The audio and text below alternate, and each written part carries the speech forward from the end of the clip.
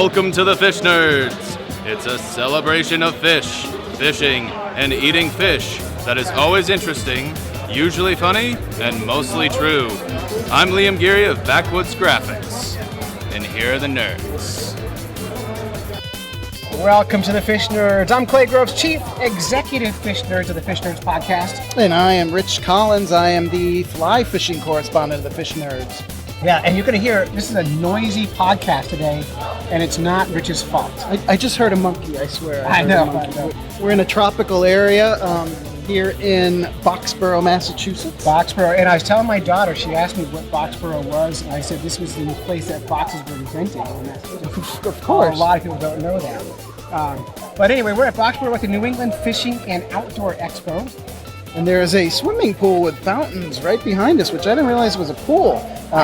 They've also got a hog tank full of bass here and a pool full of trout, and it's Boxborough's really getting out there. It's super cool. We've seen all kinds of cool exhibitors and talked to cool people. A guy just now talked to us for 20 minutes about fishing in the Connecticut River from a jet boat all winter. He breaks the ice with his plow truck, and then launches his boat.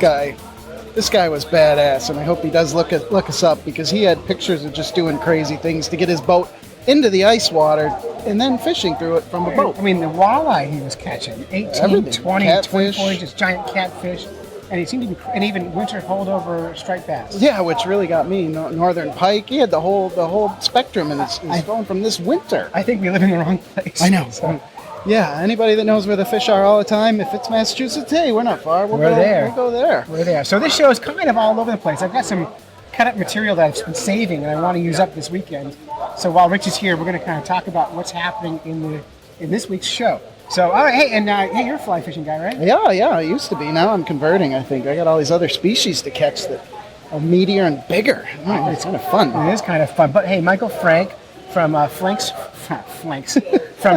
Fly Arts in South Carolina, is a fishing guide, has produced a new segment for us called The Guide's Corner. Michael Frank's Guide? I used to say, anyway. So anyway, here's Michael. Hello, fellow nerds, and welcome to the Fish Nerds Guide Corner. This segment I'm calling Guide Supplies Include Flies. To tie or not to tie? This is the question many fly fishers ask themselves, especially early on in their fly fishing career. I started tying about a year after I learned to fly fish, investing $75 in my first vise, and I've never looked back. I enjoy tying flies, and like many fly tiers, take pride in catching fish on flies I've tied myself, and see fly tying as the flip side of the fly fishing coin. This is a good thing, since, as a guide, there is no question where your flies are coming from. Of course, by the time they've decided to become a guide, a fly fisher will already have been tying his or her own flies for years and will have specific go-to fly patterns in their boxes for different species, water conditions, and seasons. When I first started guiding, I had the bright idea to offer a free fly box loaded with 24 flies to each client who fished with me.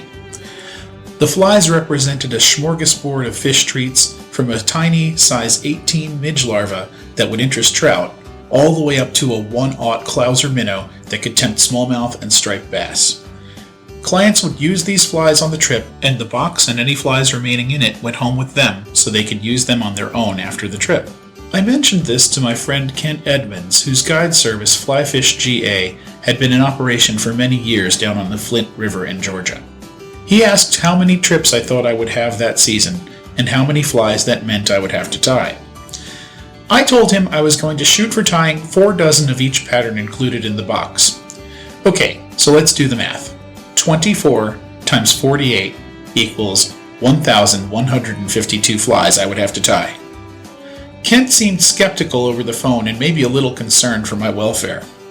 He asked how long it would take to tie all of those flies. How long per fly? What flies are you tying? You're tying spun deer hair. Those are a lot of work. He also asked if I had figured my time at the tying bench into my guide rate and the hourly rate I thought I would make for the work I was doing. I told him I hadn't, and I liked tying flies anyway. The idea was to get beginners started on the right foot, giving them flies to get them started once they were on the river on their own.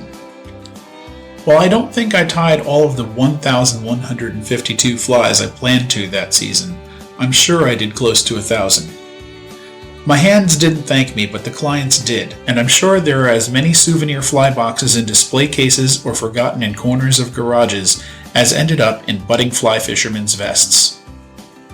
Long story short, I found that I didn't have to worry about tying that many flies for my first season, and that was the only season I offered that deal. If you're looking to learn a body of water, guided trips can help you do that. A good guide is a teacher, and when it comes to fly fishing, there's a lot to learn.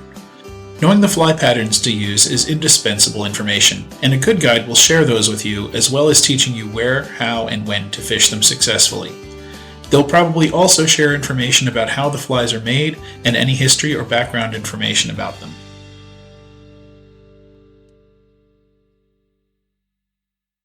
And it's time for Stump the Fish Nerd. I love this segment. Now, this is cool.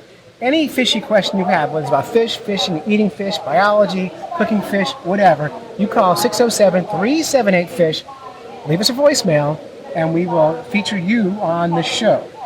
And this is really great. This actually came verbally from a newspaper reporter, from Damon from the Conway Daily Sun. You met the guy. Oh, yeah. We fished. Yeah, we fished with him. He was not very good at it. And he asked the question, why in New Hampshire... Throw him under the bus. There's a funny rule. In New Hampshire, you're not allowed to keep salmon you catch through the ice. In fact, you're not even allowed to take them out of the water. You're supposed to cut the line without removing the fish from the water. When you see the silver, you cut the line, you can get a ticket if that head comes out of the water, I guess, through the ice. Yes, and so he asked the question, why is that? His dad told him it's because if you take a salmonid out of the water, their eyes freeze immediately, faster than any other fish, especially Atlantic salmon. Which, who knows, because we can't take them out of the ice to find out. But the question I would have is I catch lots of other salmonids through the ice, right? Right. Rainbow trout, brook trout, never a brown. This is my winter job. I have to catch a brown. This is my next goal. But we catch them, take a photo, and let them go. With frozen eyes. Are we releasing blind fish?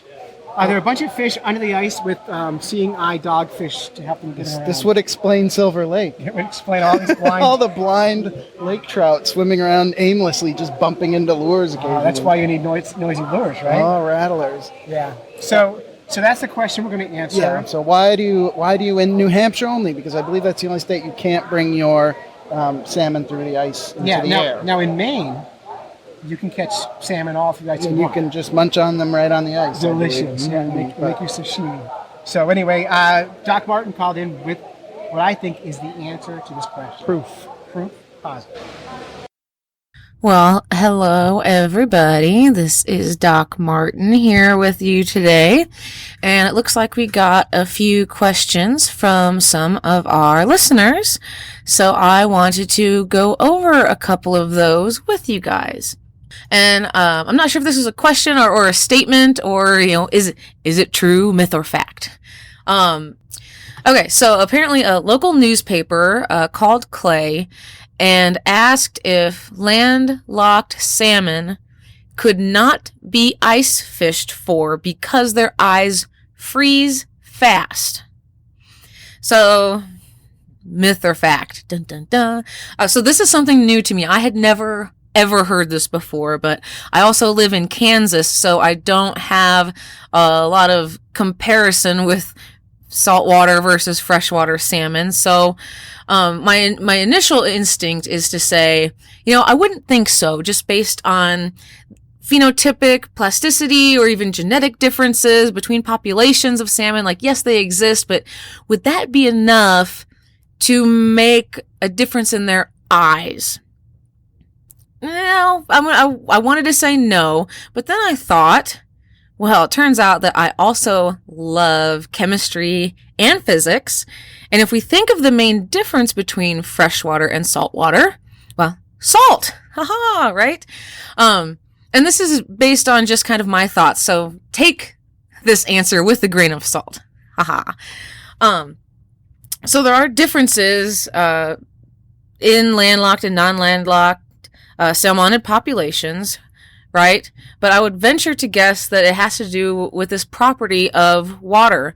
So salt, if you add salt to fresh water, you're going to decrease the temperature at which water freezes. So we know that water freezes at 32 degrees Fahrenheit, 0 degrees Celsius.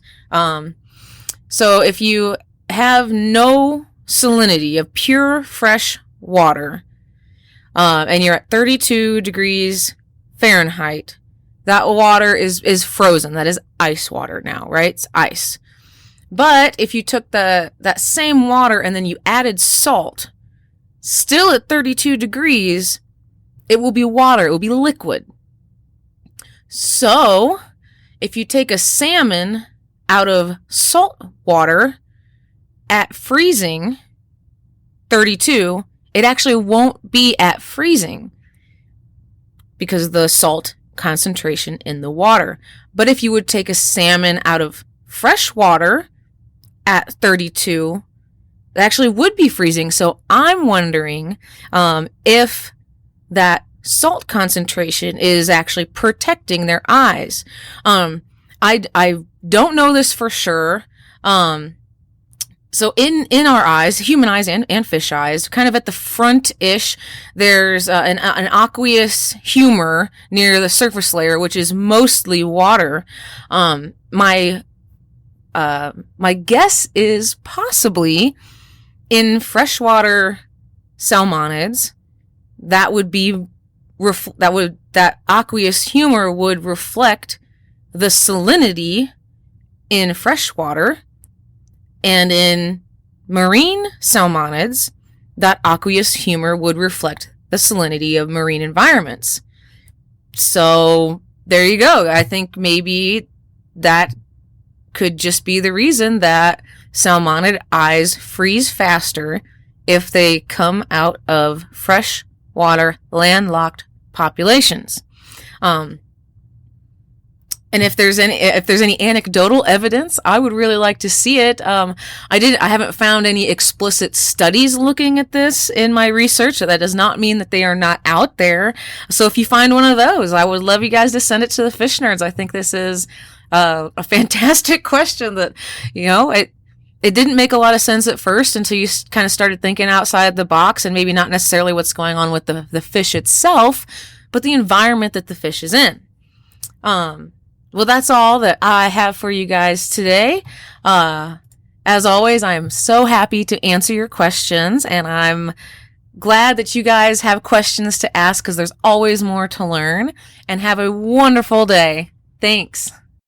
And then, since we were at the New England Fishing Outdoor Expo, New Hampshire Fish and Game biologist Scott Decker is here. Now, Scott actually works with the salmon work in New Hampshire. Yep, I've done brook trout stuff with him way up north in some of the small streams. And he knows his fish. He's been here a while. So I posed that same question to Scott. I'm hanging out with Scott Decker from the Inland Fisheries Division of New Hampshire Fish and Game. Scott, welcome to the show. Hi, glad to be here. Yeah.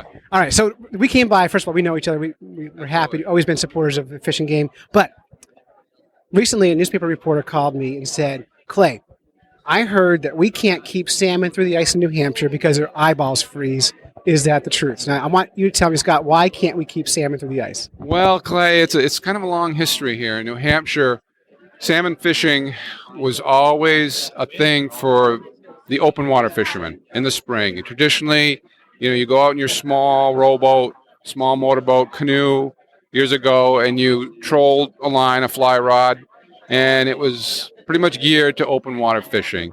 And since the resource is actually somewhat limited in New Hampshire, our salmon resource, we don't have very many lakes that have them. Unlike our neighbor, the state of Maine, they have a lot of salmon water, and they allow ice fishing through the ice. But we don't, and it's just kind of that open water mentality and the lack of availability, and it would be too much ice pressure on the salmon population if we opened a winter a winter ice fishing season. So that's pretty much the main couple of reasons there. Just to protect it for the rest of the season. Now, so there's no truth to eyeballs freezing? Well, that could be true for a number of fish, depending how long they're held out of the water. But yeah, I mean, you can accidentally hook salmon through the ice. Oh yeah, it happens all the time. And so what we recommend is to not even bring that fish out of the water at all. That's not a recommendation. That's the law. Technically, yeah, you can't really. Yeah, you're supposed to cut the line, and as soon as you can tell what it is. But that's the thing. A lot of folks, now that we have rainbow trout in a lot of our bigger lakes that have the salmon, sometimes it's hard to tell exactly what it is until you get it, pretty close. And if you don't do a lot of fishing, I think a lot of those salmon come up and are held above out of the water, for a little while. I'm sure it happens all the time, and people aren't good at recognizing fish. Even people who are good at fishing get it wrong sometimes. So cool. So that's Scott Decker from the Inland Fisheries Division of New Hampshire Fish and. Well, there was an old timer here, and I'm sorry I don't know his name, that gave a speech that said that back in the day on Lake Winnipesaukee, big lake here in New Hampshire, that one of the game wardens trained a dog to sniff out salmon that the guys in the shacks would bury in the snows because they weren't supposed to keep it. Salmon dogs? Salmon sniffing dog, yeah. He had an old story. So I wonder if it was a poaching thing, and that's, I don't know how that fish got in the snow, but I don't think it's about eyeballs. I find it highly questionable. Not that eyeballs can't freeze. I think ours froze out there earlier in this year one time. Our own personal eyes, yes. along with our recording equipment and everything else. So yeah, I doubt it. But Doc Martin says it's possible for eyes to freeze. But I've seen enough fish catch and release out in the lake, and I have not seen a lot of eyes freeze immediately. Don't they blink a lot? Don't they have eyelashes that are cute? So, and I think I asked Doc Martin about cold-blooded. Like, everybody thinks the temperature of the water is the temperature of the fish, which is kind of true, but not the way I always thought. Like, it's 32 degrees and the fish is 32. It's not quite like that. And what did she say to that? She said, sort of. They adapt to the temperature, but I think she said that does not mean they are the temperature of the surrounding air. Yeah, and there are some fish that they're not warm-blooded. Their blood is actually warm. Right, so if you get into the bigger tuna fish and that sort of thing, the temperature of their meat, their blood, is warmer than the surrounding temperature because this is why we're fish nerds. The muscle movement actually heats the blood, and they regulate their body temperature for movement. But it's not like us where our body regulates. They're not mammal-like, but they're still fish. But yeah, they don't match their environment, and they still don't feel pain, so we can fish for them. Yay! Not animals, or now we're in trouble. Now we're in trouble. Which brings us to... I've got another question from a different fan. Hello, Fish Nerds. My name's Natasha Anderson, and I attend UC Berkeley. I work with James and Josh at the East Bay Regional Parks, and we received a letter from a child asking about what does fish's blood look like. I was also curious when you eat raw fish, how come it doesn't bleed? Thank you so much, and looking forward to hearing back from you. Bye. She wants to know what fish blood looks like, which is a fantastic question and something that, maybe a lot of people don't really think about. So in general, fish have red blood that would look to us, to the human eye, pretty similar to what our blood looks like. It's red in color, about the same consistency, but where it gets interesting is finding out where red blood cells come from and what they look like under a microscope. In general, blood is made mostly of red blood cells and plasma. And there's also a few things, white blood cells, platelets, and some other things dissolved in our blood. And that's pretty much the same for most fish and humans. And other organisms. For people, our red blood cells are produced in our bone marrow, and after about 120 days, they are destroyed in our spleen. The purpose of our red blood cells, in general, for most animals, is to carry oxygen and collect carbon dioxide using hemoglobin. And hemoglobin is just an iron-rich molecule that is really good at transporting oxygen and carbon dioxide, and that's actually, that iron is what gives blood its red color. About every second, a human adult produces about 2.4 million red blood cells every second. So how many of you been producing while you just been listening to me talk about it? Interestingly, if we look at this under a microscope, the red blood cells of humans and most mammals have nuclei during the early phases, but they will get rid of them during development and as they actually mature. So if you were to prick your finger and make a slide and look at your blood, you would see that it does not have a nucleus. And this is in order to provide more space for that important hemoglobin molecule for the transport of gases. So the difference here is that fish blood retains the nuclei in their cells. And most other non-mammals actually do retain their nuclei. Fish blood cells also don't come from the bone marrow. So in sharks and rays, which are cartilaginous fishes, they can be created in 3 different organs. The spleen, the epigonal organ, which is around the gonads, and the Leydig organ, which is found near the throat, near the esophagus. However, in teleost fish, so that's going to be your bony fishes, the blood cells are normally only produced in the spleen and the kidneys. So to summarize here, what does fish blood look like? For the most part, it's going to look like your blood if you were to just look at it with your eyes, but it doesn't come from the same place. And if you put it under a microscope, your fish blood will have nuclei, which is pretty cool. And it's fun to look at. And of course, it wouldn't be fun if there wasn't some fish with a crazy exception to this rule, right? Well, say hello to the ice fish. And actually, for those of you that have been listening to this podcast for a while, you've heard me talk about the ice fish before. So they are a very unique exception. They're one of the only known vertebrates without red blood cells. So it's the crocodile ice fish. They live in very oxygen-rich cold water, and they transport oxygen freely dissolved in their blood.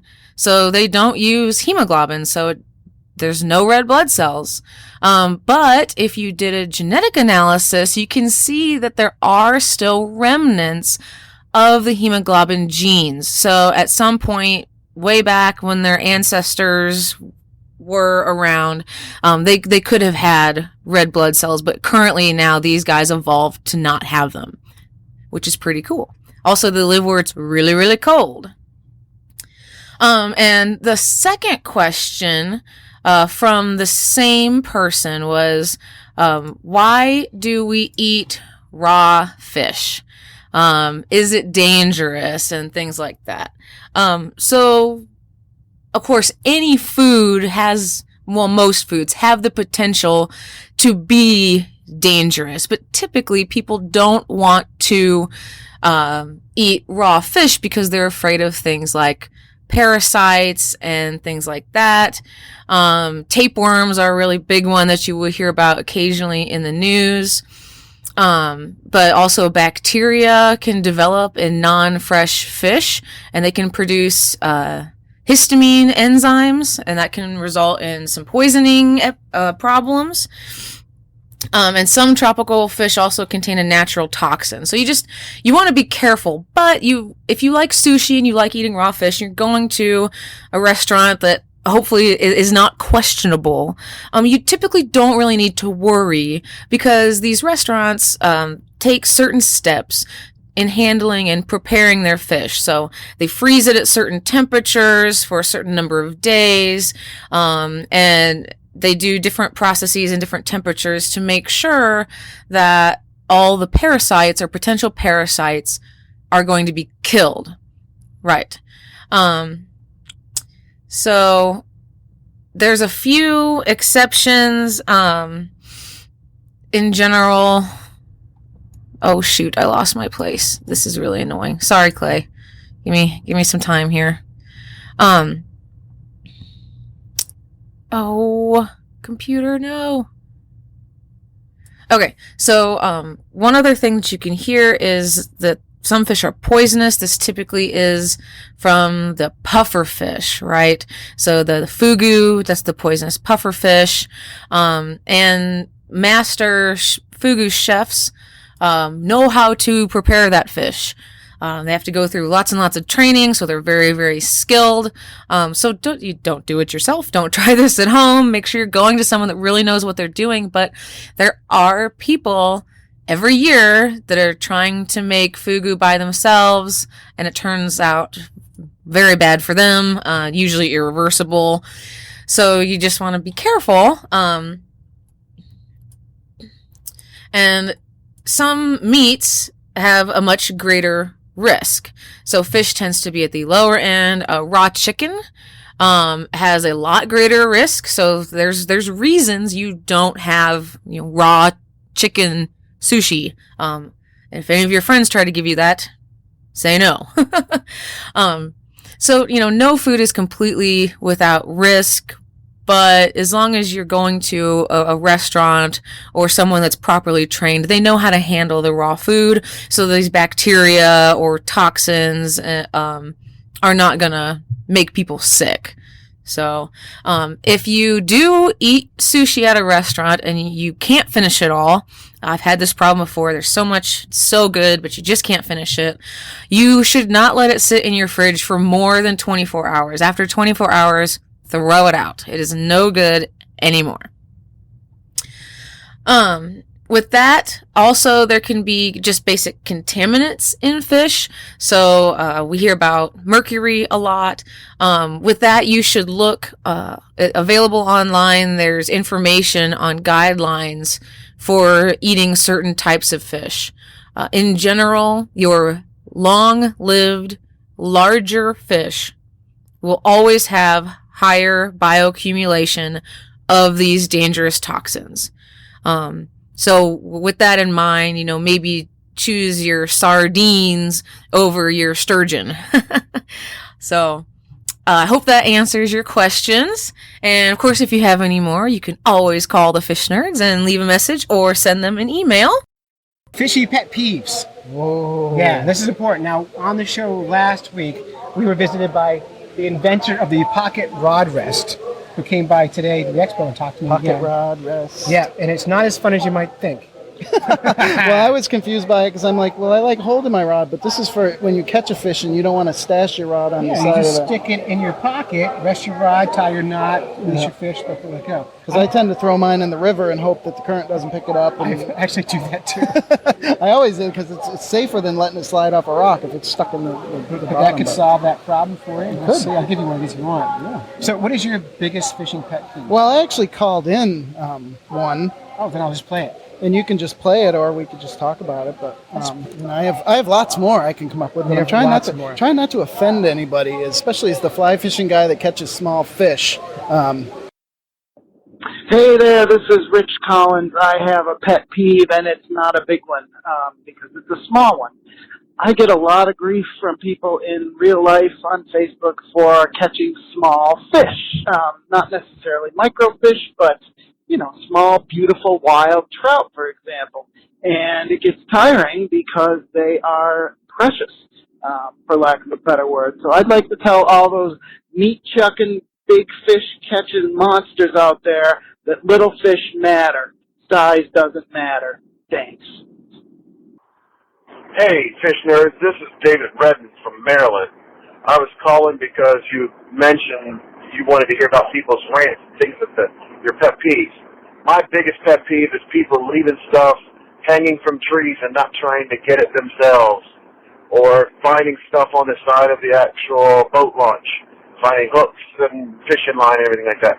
Pick up your trash, people. Pick up your trash. Thanks. Hey, Clay, it's Jeff Donaldson out here in the Midwest. Hey, fishing pet peeves. Well, I'm a member of a lot of online, Facebook groups. And when I'm in the fly fishing groups, I get super annoyed at the fly fishermen, and it's almost always men. It's never women who think that fly fishing makes you somehow a superior human being to anyone who fishes any other method. It drives me nuts. We're just fishing, folks. I enjoy fly fishing. It's great. It's fun. It's challenging. But it does not make me a morally superior person. It does not make me a 12th level aqua wizard, because we're fishing. It's for fun. You're supposed to have fun while you fish. If people have fun fishing by using spinning gear, that's great. Awesome. If people have fun soaking night crawlers under a bobber with the Zebco 33.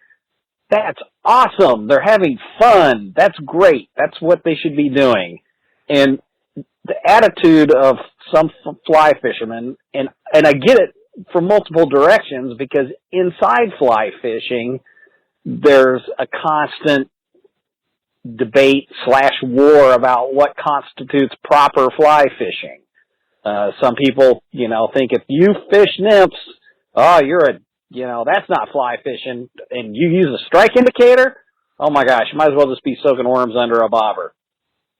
And because I've taken up Tenkara, oh, good grief, the Tenkara hate you get from some of these guys that are just like, that's stupid, that's, you're just being a hipster, blah, blah, blah, blah, blah. Whatever, it's just fishing. We're having fun. I don't think I'm morally superior to anyone because I fish with a Tenkara rod. I don't think I'm morally superior to anybody because I fish with a fly rod. I fish with all kinds of things. Spinning tackle, bait casting tackle, bait, lures, flies, you name it. I've gigged fish where it's legal. I have dipped them up with a net where it's legal. I like to fish. And that's what it should be about, fun. And when you have these snobby elitist fly fishermen who are all into having their little bro club and looking down on other people, I don't think that's a great way to grow the sport of fly fishing. It kind of puts people off, and I wish they'd cut it out. So that's my 2 cents on angling pet peeves, and you can tell it drives me crazy. Thanks. Keep up the good work with the podcast. My name is Taylor Miller, and I live over in Newport, New Hampshire. And my biggest fishing pet peeve is when you are ice fishing and somebody gets too close to where you are fishing. Hi, I'm Matt Cazaza from Concord, New Hampshire, and my pet peeve about fishing is when Taylor comes over and checks my trap when he's not supposed to. Hi, Clay. Hey, fellow fish nerds. This is Brian Gilbert from Iowa, and I guess when it comes to other anglers out on the water, I would say 90% of the time, I get along with them. They're usually okay. They're pretty respectful. They clean up after themselves. They don't do anything that's really out of the ordinary or wrong. Most of them that I come in contact with are pretty talkative, and we share stories back and forth. We talk about how the fishing's doing and stuff. But every now and then, there's a few people that kind of get under my skin. I guess I'm talking about the ones that seem to have no problem, leaving their garbage behind. I don't know how many times I'll go to an area and I'll see beer cans on the ground, fishing line left behind, tackle, hooks, cigarette boxes. That really seems to kind of tick me off. Whenever I take out my nieces and nephews fishing, I always try to teach them that when you're out in nature, when you're out fishing and stuff, try to leave it like it was when you came. Pick up your stuff, clean up your garbage, make sure that you're not leaving anything behind. And sometimes when you go and you find stuff laying on the ground because other people are just disrespectful or lazy, leave it better than what it was when you came. Yeah, we didn't leave that stuff. Yeah, we weren't the ones that decided to just leave our garbage sprawled about, but go ahead and pick it up and make the environment just a little bit better than what it was when you got there. The other type of anglers I really can't stand are the ones that seem to think that the rules just don't apply to them. I'm talking about the guys that keep a lot of fish that are undersized, or they just keep what they want. And I've got a favorite pond that I go to that used to have pretty good numbers in bass and pretty good size, but a lot of the guys seem to think that because it's not really a main body of water, that it's kind of a private pond that they can clean out the good sized bass, and it kind of ruins it for everybody else.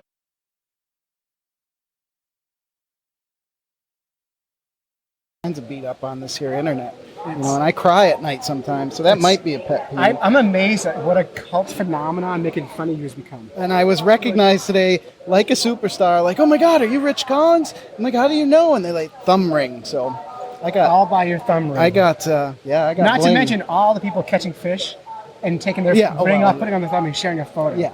So if you think you can outfish Rich Collins on our Fish Nerds Facebook group, please take a picture of your thumb with a ring on it and the fish and share it with us, and we'll be your best friends. And my ring is unique. It has a unique marking, so we'll know who's really me and who isn't. But either way, it's funny. So I've got thousands of pictures of small fish with my thumb ring, because that's the only way I can take a picture. If the fish is too big, I can't have two hands by myself to take the picture. So, but it's cool. But what it does is, because what I do when I'm branding my fish, all I do is take my hat off, throw it on the ice, take a photo. I do that year round. Like I just drop my hat. That's what I should do. Yeah, exactly. Yeah, well, because I tried. I have on my phone. I've got programs where I can watermark. I can add, but it takes time. Yeah, it takes forever. If in the photo my logo's already there, boom, everyone knows. With the thumb ring. So bring it on. Bring on your competition. I'm going after big fish this time around. I'm done with a walleye. I'm done with this playing around in the beautiful quiet spots. 27-eyed walleye. Yeah, bass. right below the dam where there's 25 boats and guys hucking, lead jigs and scary things. Right? Massachusetts. He was yeah, using a half I know. jig. I'm so afraid to say anything. I've learned a long time ago not to. No, actually, I haven't learned. I try not to talk too much about what other people are doing wrong, and it's really hard. And the more I get into guiding, the more hard it becomes. Richard Yvonne said that lead is illegal to possess in Maine now, which I did not know, and I fish in Maine. So even to own it? To carry it on your person while you're fishing. I guess that way they can keep you from using it. So. Yeah, it's the next state. But. Yeah. So you've been at this expo here, walking around? Yeah, I'm just talking to people. There's a lot of tackle. There's a lot of guides. There's a lot of fishing rods. I'm not really interested in having any more tackle. I've got a ton of it. But I like talking to the people, the characters. So yeah, there's a lot of them here. Yeah, and there's a lot of good stories and fishing guys, and they're working, so they don't have a lot of time to share. But you catch them when there's nobody at their booth. They'll tell you some great stories. Now, when we first opened today, the first crowd were a bunch of retirees, 70, 80-year-olds, right? And I feel good we can make fun of them on this podcast, because whenever they walk by the table, they go, "What's a fish nerd?" I'm like, "What's a fish nerd? It's a podcast about fish fishing." What's a podcast? What's a podcast? Well, do you have a smartphone? No. It's what hippies do. No. Yeah, it's what hippies do, and that we're trying to make illegal now. My grandson wants to do that for a job, and he's got to lift stuff. My daughter came out as a podcaster last week, and now she wants to get friendly with another podcaster, if you know what I mean. And a tattoo to boot. We do not support that where I come from. Where I come from, podcasters don't lie with other podcasters. Podcasters is bastards. That's what they say. Those podcasting bastards. And the next thing you know, you can't get free coffee refills at the McDonald's. Damn it. Podcasters. And that's why Newman's Own is not supporting McDonald's coffee anymore. Because of podcasters and their dollar coffees. So apparently we have a pet peeve against... So many conversations end with, "You don't have the computer? Okay, thank you, sir. Can I have a decal?" No. Because you don't know what a podcast is. I got AM radio. Yeah, great. What station are you on? iTunes. Never heard of it. Just try and keep up, man, a little bit. iTunes is not that hard. Is it 108.2? No. I'm on Jammin' 104. But yeah, it's so much knowledge in these fishing shows, but it is interesting because everybody's trying to sell their newest and latest product or products, so it's nice to be a neutral party just walking around talking to them. It is an unsponsored party, which, by the way, if anyone wants to sponsor the podcast, we will welcome your money at any time. Just go to clay@fishners.com and I'll call you back right away.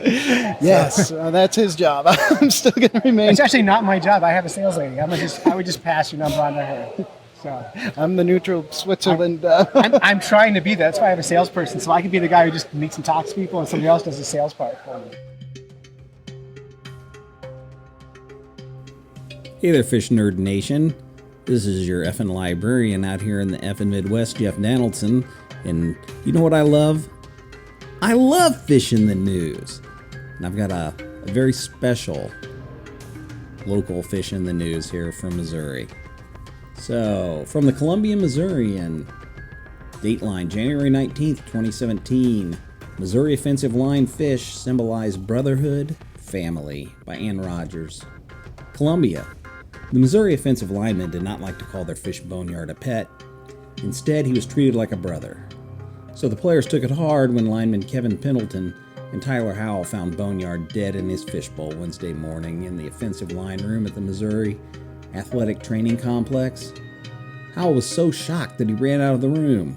It was like any morning, and they walked in and saw him, lineman Alec Abelin said. He didn't float.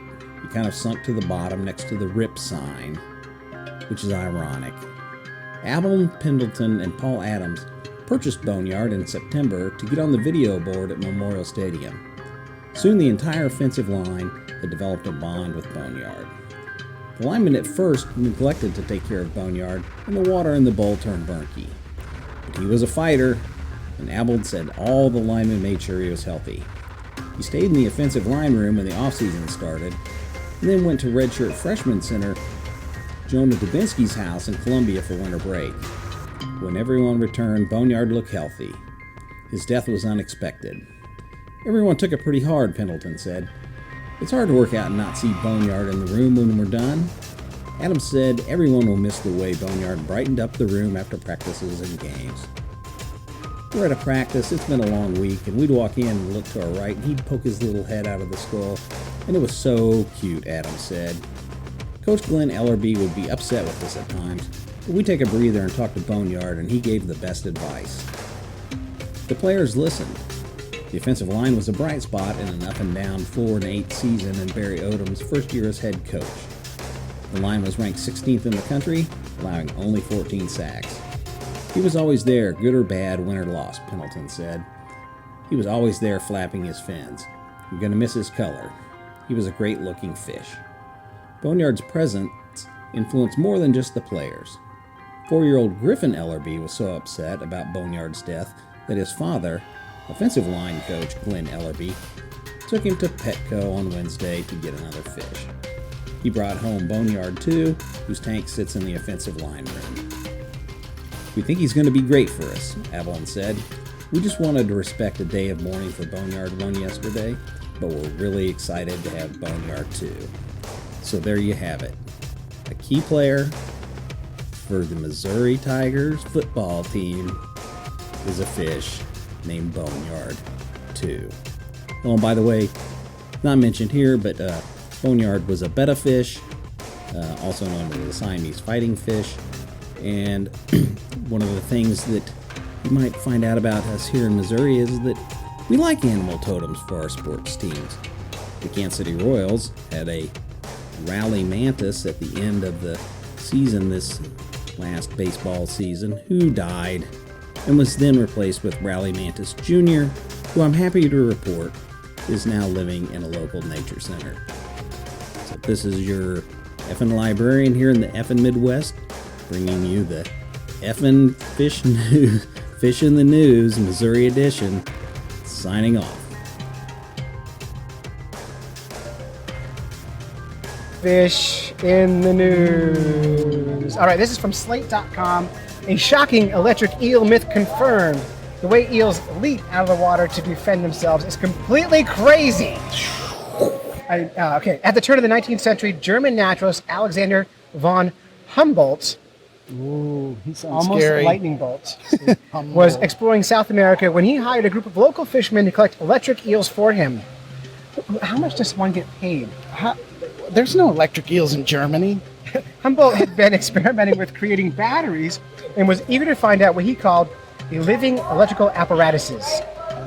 The locals led him to a pool where, according to Humboldt's account, they proceeded to fish for the eels using a rather unusual method.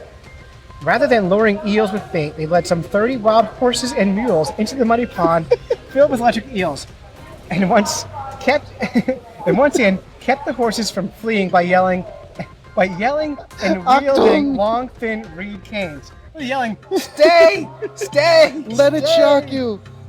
That's animal abuse, by the way, which we do not support at Fish Nerds. We are cognizant of animal feelings, except sometimes. Historically speaking, Germany has done worse than that. I'm just saying. The resident eels defend themselves against invading equids by swimming to the surface, where they then press themselves against the horses' bodies and release electric jolts. 2 horses die within the first few minutes. Once the eels exhaust themselves, the fishermen easily reel in several for Humboldt's research. Since Humboldt published this account in 1807, no one had ever reported seeing this shocking, pun intended, behavior. The eels leaping out of the water in such a fashion, not the inhuman treatment of the wild horses, that is. Even Kenneth Catania, MacArthur genius, grant-winning neurobiologist, and modern-day electric eel expert at Vanderbilt University, hadn't given this story a lot of credence. Excuse me. There's a lot of credentials. I know. Someday I'm going to have a whole list. I thought this is a crazy tale from 1800s that probably totally exaggerated, if not possibly false, he said. That is, until he saw it with his own eyes. He was moving his eels from one tank to another using a metal net. By the way, when I say tanks, you say... I say don't use a metal net. Why would you use a metal net? A metal net with electric eels? Come on now. Well, maybe he was grounded. He noticed that the eels would periodically turn around and change from not wanting to be near the net to explosively attacking it by leaping out of the water up the handle. Because he was measuring the electrical output in the aquarium with wires hooked up to a speaker, he could also hear the amount of electric eels were releasing from ship. It's like zap, zap, pop, pop. I want to hang out with these guys. Let's throw some fish in the pond. I mean, some horses in the pond and let the fish zap them. We'll hook up happens speakers. if I spit in it? We'll hook up a subwoofer. I don't even know what to tell you. He realized that these were near mythical leaps Humboldt had described and published his findings today in the Proceedings for the National Academy of Sciences. He called the discovery serendipitous. I love to be able to say that about something trying to leap out and shock me. So, wow. But yet no video footage, or he never heard of YouTube. They have audio footage. Of course, on the speaker going... Yeah, so that noise you hear in the background down here, that's electric eels. So that is some news. Right. So chiming in on our Facebook group, Mike Steffen says it's a fish. Right. And he said, but not an eel. Right, which I didn't know. Wow. Rich Collins, that's you, says, wait, so an electric eel is a fish, but not an eel. Just like hashtag mind blown. Electric blown. Why is it an eel? Mike says they are knife fish. Most, or maybe all, are electric. Mike applied for a job to study them and didn't get it. Well, maybe because you're a smart ass. Maybe because they're eels. Yeah. And then Rich, what did you said? What did I? Who knows what I said? I said, "Whoa, Erica, Christine Martin. I have to speak about the knife fish before, or have you spoke about the knife fish before?" And she said, "Probably. Seems like an easy one to target. And now we know they can attack. It's science." Yeah. So anyway, so we can expect soon to hear from Erica, Doc Martin about this. But man, we should totally have her on and talk about this. I also should reach out to that fisheries biologist who did the work and see if I can get him on the show, because that would be awesome. Yeah, and if you could get him here at the show here in Boxborough, we can hook up a speaker to the swimming pool over there and get some real audio and measure the output. You've listened to a couple of Fish Nerds when you should have been fishing. Or at an expert. Yeah, when you can't fish, sometimes you got to talk about fishing. Yeah. So we would like to thank our families for supporting us while we podcast, go on fishing quests, and do all sorts of silly things that nerds do. How can they support the podcast? They can go to Patreon, and I finally did it. I've been dragging my feet because I wasn't smart enough to figure out how to put the credit card in the machine, but it's wicked easy. So you just go to Patreon, sign up. It takes, by show, a certain dollar amount that you can contribute. Clay's wise, and then he's asking for smaller amounts per show so it can help fund long term. And yeah, it's really easy. Yeah, I mean, what I'm asking for is for people who like our show, think an hour of entertainment is worth $1, to put $1 an episode in the hat. So $4 a month. Although this month it's $5. Oh, there's an extra Monday. Man, I know, I'm winning. I'm gonna have to get a job. I'm winning. But anyway, producing a podcast isn't free. Coming to expos isn't free, and we have to do it. So we need the support, and we appreciate all the donors. Our newest donor, Rich Collins, right next to me. Yeah, he's the best donor. Yeah. Anyway, we're always happy to have it. Anyway, so thanks to the New England Fishing and Outdoor Expo for having us here. And I forgot the rest of the closing, so that's it. We're done. Yay!